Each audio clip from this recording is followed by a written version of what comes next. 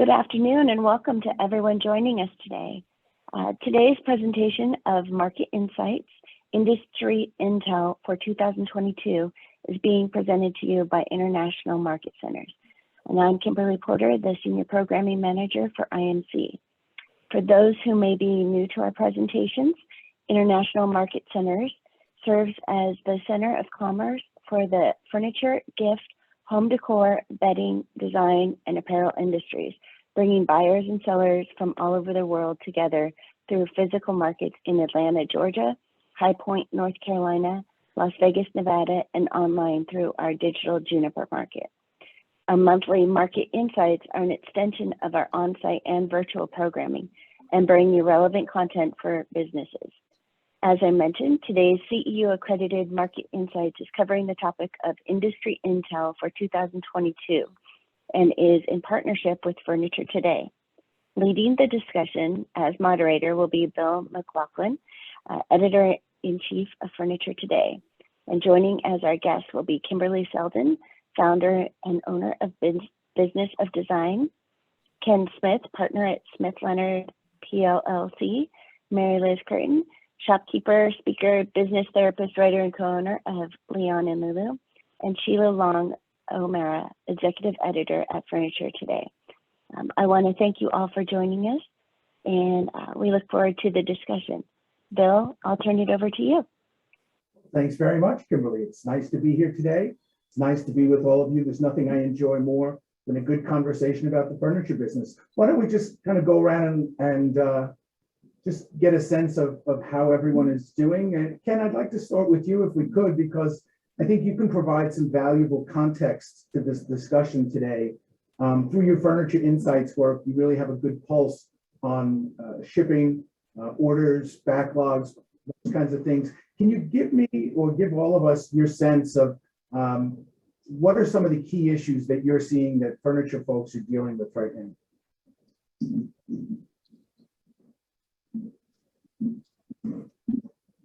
Ken, you're muted.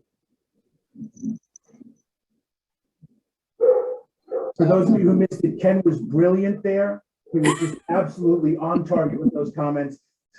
Try it again. Sorry, you missed it. What we're really seeing is it's a complex situation in that business has been really good. I think it's really surprised everyone, but it's created a lot of supply chain issues, anything from getting product from overseas to getting raw materials here in the US, especially labor issues, lots of freight issues, little things. One of the stories I heard from one of our clients was that they almost had to shut their upholstery lines down because they couldn't get twine. Now, you know, we've heard about shortages in some of the foam and other things, but when you can't get twine, and it was really more a matter of it was their supplier. It wasn't that there was a shortage of twine. It was just that their supplier was out. So we're what's happened there is with business as good as it is, and with some of the issues we've got, it's created massive backlogs, and the backlogs are really to a point that they're troubling to most everyone. As one of my clients said the other day, I hate to say this, but I would almost wish things would slow down just a little. And that's almost like, you know, saying really bad words, but we've just never been in this kind of situation before, especially in my career. And I've been at it for a long time, and we've always needed more business. And I think it's been very interesting to see how it has grown, and it's been across so many different lines. It's almost everything. And the designers are having trouble getting product. The retailers are having trouble getting product. And really, if the retailers have product now and it's not sold, it probably means it's old and not going to sell very well. But when we sell out October market samples and don't discuss what discounts those are going to be, that tells you that we need product pretty bad. Now you're muted. See that? Kimberly, Ken mentioned the difficulty getting product. There's that, and the other issue that we've seen is price increases. How is the availability of product and the price that that product is at impacting the way that you're working with clients, and how are they dealing with it from their perspective? Yeah, everything Ken said is true. Like, business just couldn't be busier. And as an interior design professional, I think sometimes my job is to just manage the client's expectations and let them know that we don't have any magic route to availability over suppliers and those suppliers and vendors that we rely on, right? So we have to trust our suppliers and vendors to tell us the truth when we're ordering product. And, everything is more expensive. Everything is taking longer. And so if you just lead with that honest assessment of things and let clients know, if you don't want to renovate this year, I totally understand. We could wait 2 years because we all know that this will be cyclical, right? What goes up comes down. We can wait 2 years, or you can pay these premium prices because this is what we're dealing with right now. And thankfully, most clients are saying, I'll just go ahead and pay it because we want it. And my business has been going well also. And just one thing I want to put in everybody's ear, because I would love to know your thoughts on this. One thing I'm hearing 2 years into COVID and booming business from other design professionals is a feeling that maybe our suppliers and vendors aren't always being honest with us. We didn't hear that last year, but I'll give you an example. We ordered some tiles for a bathroom and we limited our selection process to only items in stock, readily available. And we ordered, and then as soon as the order went through, oh, now these are delayed until April. And it's happened quite a few times. So is it that the vendor was caught off guard, or did they kind of hoodwink us into buying something? I kind of worry about the seeds of mistrust that might be getting planted during this time. What's that going to mean to our relationships when it slows down? Anyway, I'm just throwing that out to all of you to hear your thoughts. Well, I can speak from the furniture manufacturer perspective. I don't know about tile, but a frequent conversation that we have at Furniture Today with manufacturers is unexpected shortages of employees, which means difficulty getting things out of the warehouse, right? So even though it looked like production was starting to pick up, depending on where you source, if you're in Vietnam and there's a COVID outbreak, it shuts down right away, which means all of those employees are locked down. There's difficulty getting product out of the port. So you may have product that's on a ship, it gets into the port, but then it takes extra time. So I can't speak to the veracity of your individual tile supplier, but I can tell you that from our perspective, manufacturers are constantly telling us how difficult it is to keep that steady supply and how many unexpected things. Sheila, why don't I throw this to you? You just came back from Las Vegas market, talking to the bedding folks. And then Mary Liz, I'd like to get your take on this too. But Sheila, what were you hearing, since we're on the manufacturer side, what were you hearing out in Vegas from the bedding folks? So bedding manufacturers there's still some log jam in the process, but they're not nearly what they were a year or so ago. And they're working through some of those supply chain issues with components and materials. Price increases are still there. They're going to be here for a while. But it seems like the log jam of getting product flowing and off the manufacturing floor into retail stores has gotten smaller, not quite back to normal, but it's not quite at the 6 weeks that we were seeing early on in the pandemic, especially last year. Mary Liz, what are you finding in terms of your ability to get timely supply at timely? What's this word timely? I don't know from timely anymore. We've responded to this by being massively overstocked in every single department in the store. We've got a warehouse full of sofas, and I'll have a lady come in and say, "Oh, I love this. Does it come in other fabrics?" She chooses one, says, "Well, when can I get that?" And I say, "Well, like Labor Day maybe of this year, possibly." And then she says, "Gee, I like that one you have on the floor. Maybe that's the sofa for me." And it's the first time that we've really seen the press helping us because everyone knows that there are shortages. Everyone knows coming into it that we aren't the only store who can't get them anything. Nobody else can either. And I don't feel any mistrust towards our vendors.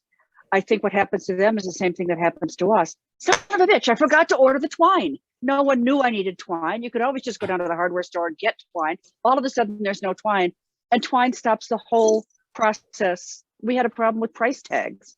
We were out of stickers, crazy stuff that you just never think you can't get. And all of a sudden there's a 6-week delay. So I think we're just not aware. As we went through every single thing that we buy here and bought a lot of it, and we still missed a few things. But with the prices going up, every time the prices go up, I think, well, I made money because all the stuff in my warehouse just appreciated dramatically. So it's a funny game right now, but the consumers are really being pretty gracious about it because they know it's true, and they hear enough in the news about all the different halts to the process that they're not suspicious or upset unduly. Unbelieving, but you raised an interesting point there about the absence of one piece or part throws the whole thing. I was talking to an upholstery manufacturer last fall, and they had, I believe the number was 800 sofas sitting on the side, fully made, all ready to go, just waiting for cushions. So literally, you have this process of just-in-time manufacturing. Everything comes in, it moves through the process, and all of a sudden, all of this stuff has to be removed from the production line and tucked off somewhere so that you can get one component, right? And then you have to work that back into your flow. Yeah. I would make a comment on that one. It's sort of a funny story, not related to furniture, but it shows exactly how it's working around. We have a company here in town that makes these small box trucks, and they'll do trucks for like Coca-Cola and other delivery kind of trucks like that. And they make the chassis and the whole 9 yards. They were missing chips like all the automakers are. Well, they can't sit back and wait. So they started making all the chassis, and they would pull a chassis out onto the yard and take a chip out of it and take it back in and put it in another one so that they could pull it out on the yard. And they're having to take chips one at a time so that they could move the chassis out. So the same thing happens in furniture, but it's happening in more than just our world too. I'd like to get a sense, and Mary Liz, we'll start with you this time, price increases. Obviously, the inventory that you have, you purchased at this price, you can now sell here, but the new inventory coming in, I mean, I've heard stories of people who placed an order at this price, but because it was backlogged when it came, the price was here. And, there are 1, 2, 3 price increases before that ever hits the floor. How are you dealing with the price increases, and how are your customers? Do you find that they're receptive, that's a blind item, or are they trading themselves down and saying, well, that's what I'm going to spend no matter what? What's your sense of how folks are dealing with the prices? I think it's such a wild world out there. They don't even think about the prices. It might seem to be too much. They don't seem to understand that sofa last year was $500 less. That's just not, because they weren't looking last year. So on furniture, it just is the new prices. We look at it and go, holy smokes, how can we possibly bump it that high? On the small goods, again, everybody knows everything is going up. We've had great personnel costs because we've had stuff that we've had to de-sticker and re-sticker 3 times this year as vendors continue to lift the prices. And if you carry a couple thousand SKUs of something, that's a lot of, well, that's why we ran out of stickers. So we're struggling through it, and it's, but the price resistance has not been that high. I don't think in the gift and the home area, people are as upset about it as they are in the toilet paper aisle or the bacon aisle or someplace where they know how much it was last week. Don't raise the price. If there was toilet paper last week, which is a whole different issue. That's true. Kimberly, how are your clients dealing with price increases? Do they recognize them? Yeah, well, what Mary Liz said is absolutely true. They're really being pretty gracious about it, and they're rolling with it. But we're seeing, not just in terms of the individual pieces of furniture that was not selling clients, but our trade prices are through the roof, like 30% higher to construct and build versus 2 years ago. That's a pretty big hit. But they're feeling all the things that you've all commented on. They can't get additional help. When they do have staff, somebody gets COVID and it shuts the entire production line down. Or I guess if there's twine missing and they're waiting for that one part, right? You can't finish renovating the sauna if you don't have the tile to put on the floor. So it's a domino effect. And I think it's absolutely true what Mary Liz says. The media is really doing us a favor because you hear about it all the time. The clients are just like, well, I guess I understand that's how it is. But, also, isn't it time prices went up? Like, right? I mean, I'm hoping there's not going to be an adjustment in terms of furniture prices where we can't pay so little for something that requires so much attention and skill to be built. It is remarkable that you can buy a bedroom set for less than an iPhone. Right. And you keep the bedroom set a lot longer. The iPhone, you have to buy a new one in 18 months. Yeah. So maybe that won't go backwards. Let's hope not. And this industry, we've been selling $4.99 sofas, $4.99 recliners forever. One of the things, I'm not in it like you guys are, so I just follow numbers around with clients and whatnot. But I've always said it's amazing to me that we sell everything on price when the consumer doesn't have a clue what it ought to cost. And I've proven that several times in talking with reporters and whatnot. But I think the one thing that this thing has proven that I use all the time, that's sort of the thing that proves my point. We've sold on price so long. We've sold on these $4.99 sofas. Well, guess what? Those guys selling $4.99 sofas have finally figured out they can sell them for $8.99. It's amazing, isn't it? Yeah. One of the other problems with the price increases is the sneaky ones, and it's become so difficult to buy because you don't actually know what you're going to pay for it. You buy the sofa, it's $1,000 wholesale. Well, then there's a freight cost. The freight's going to come up. Then all of a sudden there's a container cost. We'll get an invoice with 3 additions on it for different versions of everything except a resort fee, my other least favorite thing. And it's hard for us to know what to price things, or things will slide in the small goods. Our receivers don't notice that all of a sudden there's a extra 10% tastefully tacked at the bottom of the invoice that doesn't show up in the line items. And that's been a real challenge to stay on top of that and keep things where they're supposed to be. That's interesting. We see that, but I didn't realize that you guys saw that ahead of us, that also happened to you. It's happening. We add those things onto clients after the fact. We just say, we got hit with this payment and handling fee or shipping fee, freight fee, duty free, cutting fee. That's fine with a big piece. It's easy to track. It's the little stuff like pot holders or dish towels or Christmas ornaments. Christmas ornaments are a nightmare because so much of the cost of those is in freight. So prices have gone crazy on anything with any size. The little teeny ones are still reasonable because they can pack more of them on a container. But it's not knowing, what am I going to, if I'm buying this Christmas ornament, a very bright buyer told me, once you make your money on Christmas when you buy it, not when you sell it. We have to have huge margins in it to take care of the breakage and the shrinkage and the markdown and all the rest of it. We don't really know what our margins are going to be next year because we're not quite sure what those bottom line things are.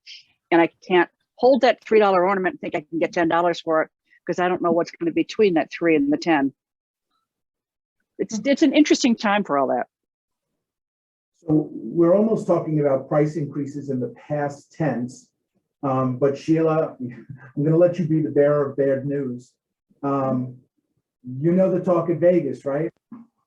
Here to stay. They're here to stay. And I think there are more coming on the horizon based on conversations that I've had. And when all of this first started, you would see manufacturers kind of take a deep breath and say, no, we're going to give you a 10% increase or a 5% increase or whatever it was. And now there's no about it. It's just like, this is what it is. And I think to the point that you made, Mary Liz, and you, Kimberly, is that consumer media is talking so much about inflation, talking so much about the price of milk going through the roof, eggs going up, everything costs more. That is no longer a surprise. And it's not one manufacturer, it's all of the manufacturers, all of the product suppliers. In conversations as far as mattresses and sleep products go, a lot of the manufacturers who are making mattresses, that for $5.99, $6.99, $7.99 has been the sweet spot for so long for so many producers that there are a lot of companies now saying we're not even bringing product to market to retail under $1,000. So to Ken's point, consumers don't really know how much a mattress should cost because they haven't bought one in way too long. You know, they should replace an 8, but that's not the case. It's 15 years or longer. They don't know how much a mattress is supposed to cost until retailers, designers tell them. So if they continue to hear it's $8.99, $7.99, whatever that point is for your store, that's what they think a mattress should cost. And you're going to have a hard time finding that. And one of the things that you track in your regular Furniture Insights, and for folks who don't get to read it, you should sign up. Smith Leonard does Furniture Insights, really valuable industry resource. One of the things that you track is consumer confidence. And I think everyone is trying to figure out, when does consumer demand level off? Where does it plateau? How do we forecast the future? What is your sense of, just from your perspective and your experience, what's your sense of how consumers feel and how they will continue to feel as we move through the year? It's muted. I'm seeing great confidence in the consumers. They're really excited about shopping. They're excited about being out again. They're happy about, going out to lunch with the girls and doing a little shopping. And a lot of people have Zoomed and looked at how horrible their houses look on Zoom, and they're cleaning up their act. So we see, a real interest in the home, and I expect that to continue. My worry is also in the home goods. At one point, will pretty much everybody have a new sofa? They're buying them like crazy. When are we going to hit? But we're just keeping a full warehouse, because I think that's certainly paid off for us, having way too much stuff, because we can deliver and we can get it to you now. And then we'll see. On the consumer confidence thing, I think it's been pretty amazing to me that it has held as strong as it is. We get all excited because it goes down a little bit one month, but if you look at it, we're at pretty much record highs. I think the one thing that I've thought about in terms of, has everybody got their sofa? We did some refurbishing at the house through a bathroom and a kitchen, and it's amazing. There is no end. You buy a new sofa, you got to have new tables, and you got tables, you got to have something else, and then all of a sudden it's drapes, or then it's accessories, or it's whatever. It's a never-ending thing. We got this thing that we put our TV on in the den. It's been sitting on it for a long time, and it works just fine. I can see it. We need a new one. Really? It's a piece of case goods, but and by the way, it's white, and we want a new white one. So it's not even colors. So I don't know. I don't think we'll ever run out, as long as you have a broad. If you're a sofa warehouse and all you're selling sofas, you may have that problem. But confidence has remained strong, and this inflation stuff, I think it's going to start affecting us as these gas prices continue to get out of whack, because that is something that people are feeling every day. And the toilet paper gets you, but the things that we don't buy every day don't bother you as much. But that's stuff that we're eating into people's pocketbooks, and it gets pretty interesting when my truck starts taking $75 worth instead of $50. And I think we've got to get real with what we can do with those kinds of things. But we got a lot of issues going on in the country, but confidence just, for whatever reason, has continued to stay high. And if you look at all the indicators, everybody's seen, all the economists, they're always wrong too, but they all seem to think that 2022 is going to continue on. I did a presentation at Market for Lazy Boy, and one of the things they had asked about was what's 2022 look like? What's 2023 look like? And so I polled a bunch of clients as well as some other people I know in the industry. asking them all those same questions. And one of the most interesting ones was, I think 2022 will be fine as long as Washington doesn't do anything. And it was like, do anything. So, and that seems to be about where we are. They do a lot of talking, not necessarily. And I'm trying to advise clients on tax issues, and I can't tell you what to do about estate taxes, what to do about whether you're a C Corp or an S Corp, because I don't know what the new rules are going to be. Kimberly, you talked early on about when people got locked in their house, they looked at things, wanted to decorate it, right? As they're starting to get back out, and Mary Liz talked about, people want to get out. They want to go have lunch with the girls, lunch with the guys. The movies are now open again. Theaters are now open again, right? They can go to sporting events. So do you see any sense that the share of wallet that furniture and decorating captures with your clients is changing? Or do you anticipate that share of wallet changing this year? You know, maybe I'm naive, but I am not anticipating it changing. I think what happened is people stayed home and realized, you know what, it actually does matter what this place looks like. And now people are starting to come back over. So you maybe have had 2 years where nobody's been to your house, but now people are going to actually come into your house, and you no longer just have one little square foot that you're editing for Zoom. They're actually going to see your living room. So I'm just anticipating that feeling of my surroundings, my aesthetic surroundings, and the function of the home that I live in is really important. And I think that's going to stay with everybody for a long, long time. I just don't think they're going to lose that. Let's remember that since we've been stuck in our homes, we put some mileage on that furniture.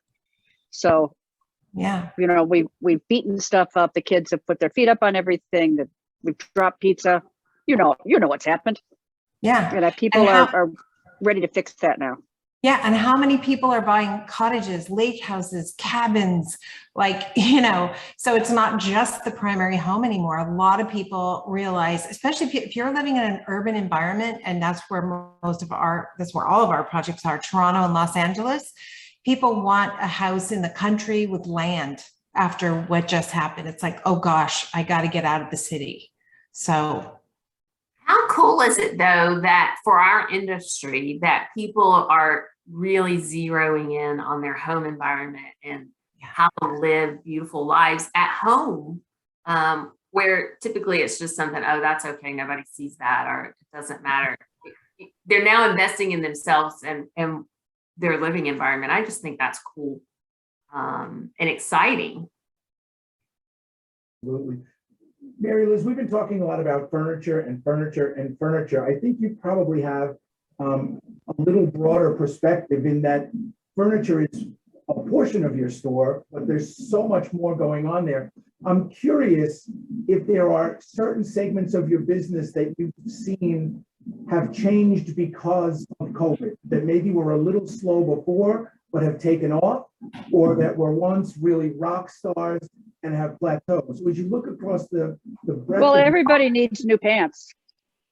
Everybody's coming in, nothing fits anymore. So we've had a wonderful uptick in the clothing business. They're out of their sweatpants and people are looking for party dresses again. So that's been good. The home entertaining business was kind of quiet. People weren't obviously having parties, so we weren't selling the things that support parties. But all in all, the cheap and cheerful stuff continues to sell. We sold a lot of that during the pandemic, boxes that would go to friends or to the grandkids or somebody with just a lot of silly stuff in it. And people still are appreciating the fun junk. The book business is good. All across the board, our business is good. And I haven't really seen a downturn in anything. The restaurant business, we also have a restaurant. And aside from the cook situation, which is poor, if anyone would like to learn to cook, I've got a job for you. Aside from the cook situation, people are anxious to go out and they want to go out someplace where they think they're going to be somewhat safe. They're happy that we have spread the tables out and, kept it charming, but somewhat safe. So I think that our business across all the different platforms, and I really hit it all. We have ready to wear, we have gourmet foods, we've got stuff from 75 cents to holy smokes, is that expensive? And we're selling all of it. So I don't see a department that's really going down. So I'm being somewhat facetious, but I'm kind of surprised that pants are doing well in the Zoom era. I thought I had heard anecdotally that it was like tops are doing really well and nobody cares what's below the yellow line. We did actually have a whole promotion at one point that we put pants on sale to remind people that they had to wear them. That was, we got some fun off of that. But people are looking to look good again. And many of us have lost, well, not I, but some people have lost weight or gained weight or just changed during the whole shutdown. See, customers. I know she wants to buy the chair you're sitting in. Quick, make a deal. I could get out of it in a hurry. This has nothing to do with anything, but I went to a client meeting and I curled the front of my hair and I forgot about the back of my hair because Zoom. And I realized like halfway through, I'm like, oh my God. And I made a comment to her and she said, I thought that looked kind of funny. That's Curious, in your business, has COVID impacted whether it's the rooms, the styles, right? Sometimes people say, well, in down times, tough times, people like brighter colors. They want something to lift their mood. I've heard people talk about creating, safe spaces or contemplation spaces. Are you seeing anything that you could identify as COVID-related alterations in the way that people want to set up or decorate their homes? I guess it's this idea that, wow, we could be stuck here for some period of time. And how can I set this up so my needs are met from a functional perspective? And so my spirit is fulfilled from an aesthetic perspective. So I think initially when we didn't know it was going to be 3 years later, kind of thing, people were phoning us in a panic with to-do list items like, I need a space heater outdoors and patio furniture because that's the only place I can see my family is outside. It was like panic, get that thing. And then that morphed into redo the whole house top to bottom. Might as well do it now because COVID's never going to end. Let's do the whole thing, right? So yeah, I think people suddenly had and maybe on some level too, it was kind of a reminder of your mortality. When I'm in my 80s, when I'm in my 90s, maybe I will be in my home for extended periods of time, and I want to make sure it has everything I need. That's advanced planning. Yeah, I think there's a lot of people also interested in controlling their clutter, and they've had the chaos of being at home and having stacks of stuff everywhere and not being able to get away from it. So I think I've seen customers who are looking for consoles with storage and what do I do with this and how do I get rid of this and how do I keep my house organized so I can get to my stuff but not surrounded by it and all my kids' stuff and my husband's junk and the dog, and there's a lot of stuff. And online school for children, just figuring out where to set them up and where to keep all their stuff. It's just crazy where it all comes from. Sheila, I want to go back to the point that Kimberly was making about, it's kind of about wellness, right? And that because sleep is a really important part of wellness. Are you seeing bedding manufacturers change the tenor and tone of some of their marketing in a way that might suggest, even more than they typically do, that there's a wellness approach, there's a wellness benefit to sleep? Yes, there's more than a couple, but a couple of companies do come to mind immediately that specifically at the Vegas market, one company created a whole brand around aging in place.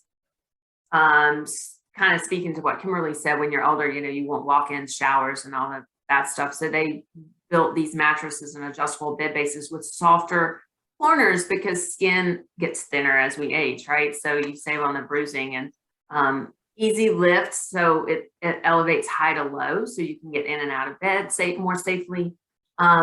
Really intentional design around products for them. And then another company specifically came up with a mattress collection to help fight antibacterial, antimicrobial, and that's not necessarily new to now since COVID. It's kind of been growing.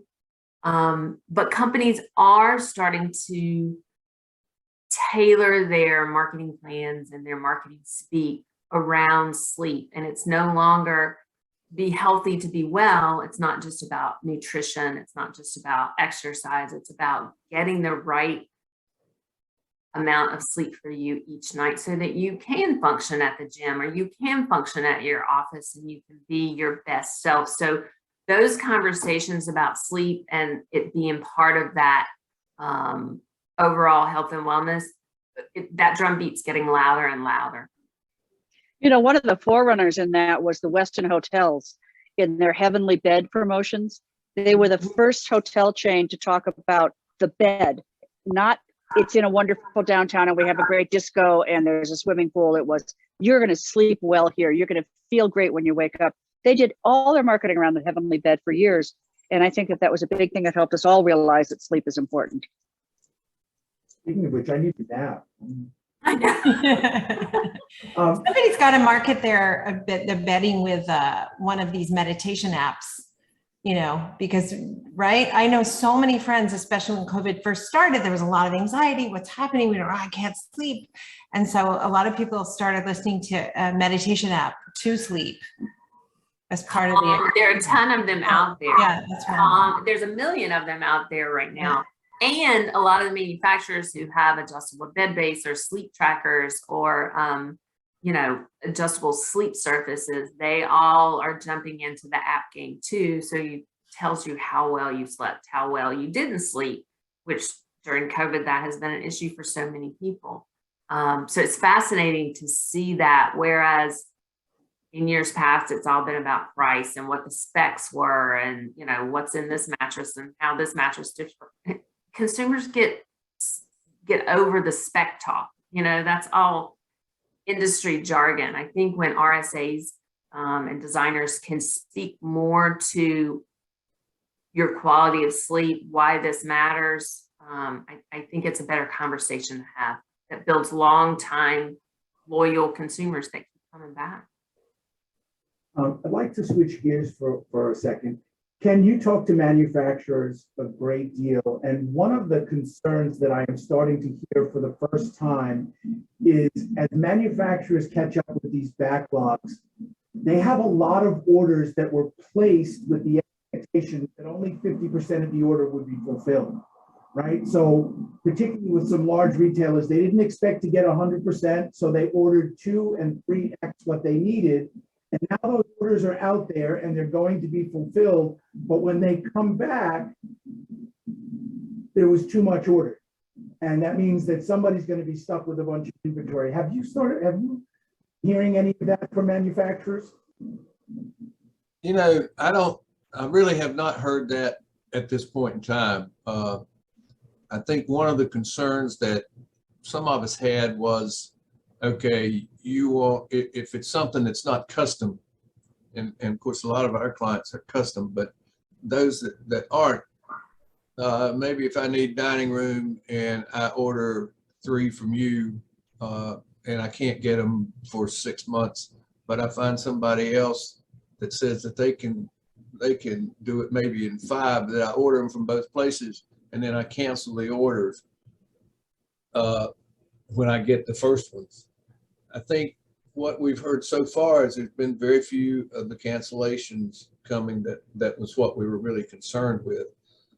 I think with the shortage of inventory right now, if you ordered 4 and you really don't think you needed but 2, you're pretty not thinking real smart. You better be keeping those other 2 because you can probably sell them if you got them. So I don't think that's going to be an issue now. And I think everybody's been caught so short on inventory that now it's really, if you can get product. I mean, it's like I said about market samples. I mean, October market, I had a client that constantly has to go through and dilly-dally with people about did you get a 20% discount or a 50% discount. And he said, you know, one of the guys that normally nicks me on all this stuff just walked through and said, I'll take that and that and that and that, and never asked the price. I mean, it was like, just give me the product. So I haven't heard that. I think there's been concern that we may get cancellations, but I've really not seen a lot of that conflict so far anyway. If I were a manufacturer, I wouldn't worry about it that much, because if you cancel it, somebody else is going to want it. As long as the demand stays, right? Until those backlogs go away, I don't think it's probably much of an issue. I'm curious, and Kimberly and Mary Liz, this is more for the two of you. I had heard early on in the pandemic that people were having trouble getting product. Mary Liz, you said you ordered and ordered and ordered, but in some cases, people were cut off by their traditional suppliers, or they weren't able to get enough. Have you been more active or more, let's say, broad-based in who you buy from? Are there new people that you've added to your shopping list that were not on your pre-COVID shopping list? I'm always adding new people to my shopping list. We've stuck with our regular vendors, the key vendors, because we've built relationships with them. And if there's goods to be gotten, I'm going to get them. We pay our bills early. We're a desirable customer, unless you know me personally, then it's different, but they like selling to us. So we keep a good flow with them.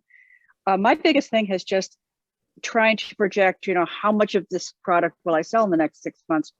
But I started buying last March or April to keep enough goods to hold us through Christmas. So stuff that I would usually receive in September or October, I was taking in May and June, and just our warehouse and our back room was terrifyingly full of stuff, but we sold through it all and we had the cash to take that.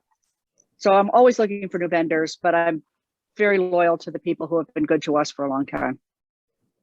Yeah, similar to what Mary Liz said. Initially, when it all started, of course, I was just worried that my main suppliers were going to go under. When it first started, I thought, well, this is it. We're doomed. We're never going to work again. And it was like, wait a minute, what? Business is thriving? Wait, this is amazing. So we have now had to increase the number of suppliers we have, just by virtue of the fact one guy can only do so much. So we've given him all the business we can give him. He's completely backlogged until September. And so we're just having to try and find new people. And the happy result of that is we've increased the number of suppliers and vendors we have. But I always do try to keep key suppliers happily employed with my company. So I have a relationship with them. So when I need a favor, I can call them and say, my bad, I ordered the wrong blah, blah, blah. Do you have anything similar? And I could, put on a truck tomorrow. So it's a fine balance, right? Yeah. All right, I'm just going to have a little kind of a quick fun thing here. I'm going to hand you each a magic wand, and I want you to tell me what you're going to do with it for your business. Ken, if I give you a magic wand, what are you going to do? What could you or would you do with it to help you do what you do better? For my business or furniture business? Your call, your choice. Well, if I had furniture business right now in the manufacturing distribution side, which is where I play most of my games, it would be people. Because we've just got massive problems with that. And our industry has been one that we have an older generation working, and for a number of years, especially in the case goods, when everything went overseas, everybody said, you better get out. A son, daughter, don't ever get in this business. It's an awful business. And so we've got a new generation coming along that's taking a while to understand that it's not a bad business. And it's certainly what's left of it here is certainly not a dirty business like it maybe once was in the case goods world. So people is a major problem. We've been very fortunate in my business in that we've been getting people, but we're getting them coming out of school and they're needing jobs versus the folks out there in the regular world, or some of them are not wanting jobs, or if they are, they're trying to get something different in manufacturing or distribution. All right, Mary Liz, what are you going to do with your magic wand?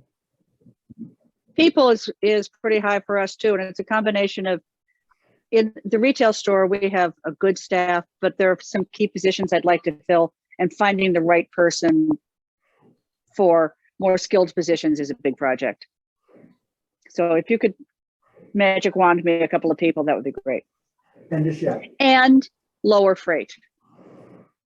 I'm sorry, my magic wand's not powerful enough for that one. Kimberly, magic wand? Oh, my magic wand is super, super powerful. This is a big ask. I would like to wave it over all interior design professionals, and they would stop pressuring suppliers and vendors to get them products for less money and put all of that attention and effort into educating clients about the value of what they're purchasing and why it really matters when you're buying something local, how many mouths are fed by making that slightly more expensive, relatively speaking, purchase, right? So just put all of your effort, stop trying to get a mattress for, $8.99, never buy a sofa for $4.99. The starting price point is $2,000 or $3,000, and here's why. Because this local store is going to stay in business, and they're going to send their kids to a school that's local, and they're going to go and visit this restaurant that's local. We once had this client who was a custom home builder in Nova Scotia, and he wanted us to fly. We did, in fact, fly to China to purchase all of his furniture and lighting. And I had a big, huge fight with him. I'm like, this doesn't make any sense. You want people in Nova Scotia to buy your custom homes, but you won't go into their furniture store and buy their furniture. Like, it doesn't make sense. Anyway, it was a disaster, FYI, don't do that. Didn't work. We picked everything. We were there a week. We picked everything. What arrived was completely different than what we picked. And then he wanted me to fix it. I'm like, such a bummer. I don't know what to tell you.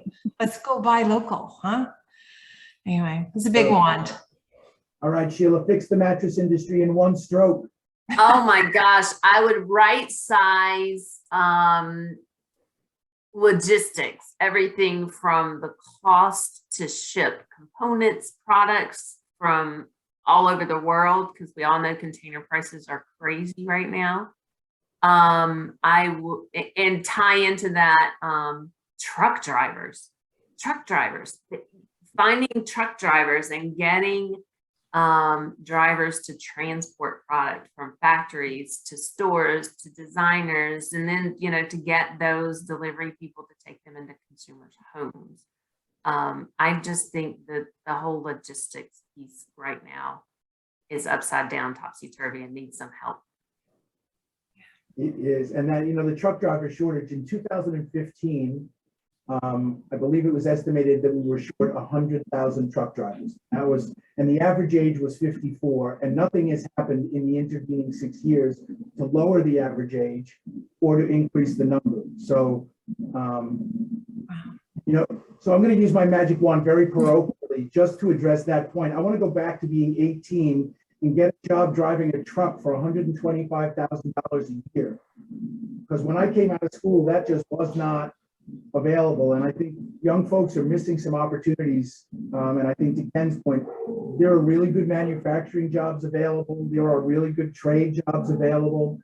I think this notion that the only way to success is a 4-year degree is as outmoded as it was correct maybe a generation or two ago. And I think, improving trade education, I think, is something that would be probably my magic wand, which would help Mary Liz and would help you. And sorry, Kimberly, it wouldn't. It would. Are you kidding? Plumbers, electricians, drywall. We use them all.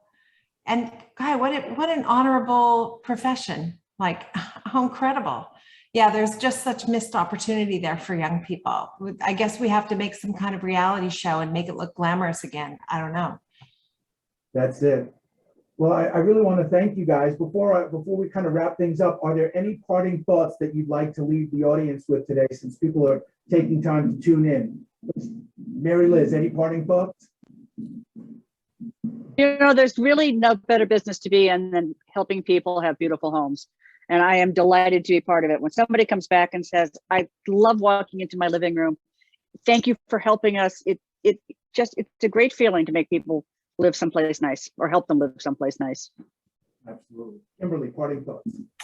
Ooh, never listen to your client when they say they want to spend X number of dollars on a dining room table. Show them the dining room table that they should have and convince them to purchase the higher price table. You must have met my wife. Ken, parting thoughts? I think you guys are hitting on the right points. I've just always had trouble believing, again, I'm an accountant, but I have a hard time understanding how we sell everything on price and nobody knows what it should cost. And I've got stories that I can tell you about in talking to newspaper people and people across the country about, you know, retailers saying, I can't take another price increase. And I'm going, you know, what are you supposed to do? Our prices are going up at the manufacturing level. Somebody's got to do it, and we can't sell these. Y'all keep referring to $4.99 sofas. I think we still got some $2.99 ones out there. I mean, that's just nuts. So I think you're all hitting on it. Unfortunately, most of y'all are selling to a little better clientele than some, so you can tell the story. I know it's harder at the lower end, but it's just a shame that we try to sell it all on price instead of talking about the value. Sheila? Along those same lines, and I hate to sound like a parrot, but wrap your products in stories. You know, make them real life, make them make sense to your consumer. Find out why he or she is there in the first place, and then find a solution. You have it in your store. It's just a different way of communicating. So here's my parting thought. Keep things in perspective. For all the challenges, supply chain, freight, price increases, there has not been a better time in a generation to be in the home furnishings business. People are going to look back on this and say, wow, that was a golden age. People love their homes. Enjoy it and make the most of it. So thanks, folks, for joining us here today. Thank you, IMC, for putting this on and for putting together this great group. Thank you for having us. Good job moderating. Bill? I just love to gab. Two thumbs. I just want to thank you all again for joining us. It definitely gave, I think, all of our viewers a true insight as to where things have been, where they are now, and where they're going, and how to plan accordingly. Just a very frank discussion, which I think everyone at this point really appreciates and is yearning for. So I just want to thank you from International Market Centers, and thank you to everyone who joined us today. And we hope that you are staying healthy and safe and have a wonderful afternoon. Thank you, everyone. Thank you. Thanks, everybody.